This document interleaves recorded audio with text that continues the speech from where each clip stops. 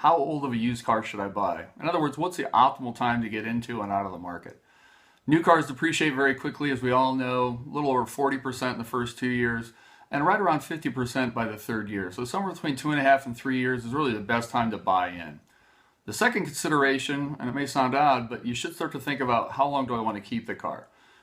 If it's got 40,000 miles on it when you get it and you drive 15,000 miles a year, the number one suggestion I would make, start thinking about trading or selling it at about the 90,000 mile mark. And the reason is you never really know what a car cost you or the total value you received until after you've both purchased it, paid whatever the maintenance is, and then sold it. That's when you really figure out the final value of any particular car to you and your family. There's a real allure to new cars for most people. But if you'd like to drive a near new car for a whole lot less money, you need to understand depreciation, because depreciation is the dirty little secret of new car buying. But there is a way to beat the system and drive a good car for a whole lot less.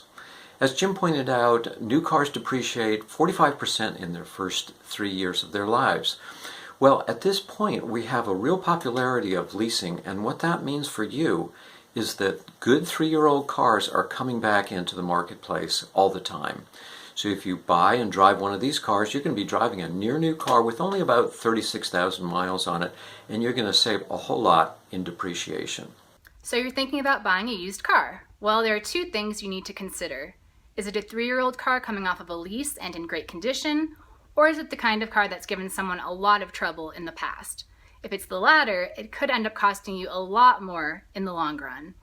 Under either scenario, take the car to an independent mechanic because, let's face it, cars can hide a lot of underlying issues.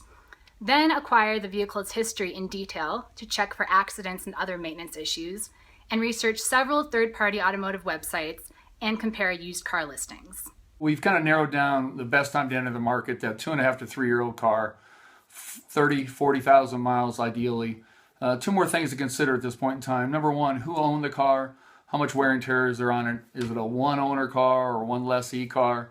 Or is it a rental car? If those two cars are relatively identical, I wouldn't disqualify a rental car, but I certainly wouldn't pay the same for a rental car as I would a one-owner vehicle. One other quick shopping tip, just to make sure you don't chase cars that aren't worthy of your time, if you will. Remember that when you're looking online for a new or used car, but particularly a used car, you can take the VIN number from the listing, plug it into Carfax, and see any major accidents, repairs, and also see what recalls are open or not. I really like having the idea of an exit plan for selling your car, because that way you're going to maximize its value. So you don't want to wait until it turns the clock over to 100,000 miles, because that's going to be a big hit. It's a big psychological barrier for a lot of buyers.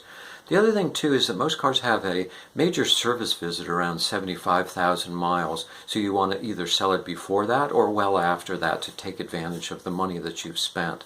So these are two little tricks that can limit your ownership costs. You should also think about a vehicle's previous owner and how he or she might have treated the car. And here's another thing to keep in mind. Models that have been discontinued after a certain year may represent better value. For example, the Chrysler 200 convertible and the Jaguar XK Coupe were both discontinued after the 2015 model year, which means you might want to start your search there. Bear in mind that vehicles that have been discontinued are often extremely niche vehicles that are bound to turn heads, for better or for worse. That means you'll need to decide on what's more important to you, keeping up with the Joneses or taking a gamble.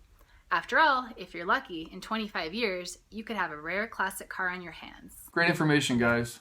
So to recap, best time to enter the market, that 2.5 to 3-year-old car. Best time to get out of the market before you get to 100,000 miles. Consider the pedigree of the car. Was it a rental car or a one-owner car, a lease car? Not all the miles are the same on any given car, so consider that before you make a purchase. And as you're shopping, make sure to plug a VIN number in of anything you're looking at into Carfax so you don't chase a car that you ultimately really wouldn't want to own at all.